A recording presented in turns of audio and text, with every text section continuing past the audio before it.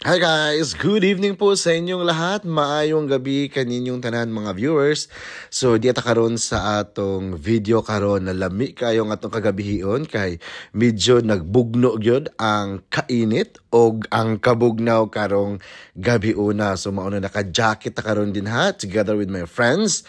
Ayan si Kuya Jerry at saka si Ate Kati. So, mabugnaw na panahon kaninyong tanan o mabugnaw na kagabihion pala sa atong mga viewers karon. So as in grabe jud ka freezing no ang atong kagabihion din ha. So naata karon di ay diri sa the heart of the city diri sa Riyadh, Saudi Arabia.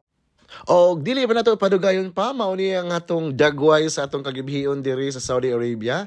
Samot-sari na mga building karon og lagmit na gid kayo mga disenyo din ha.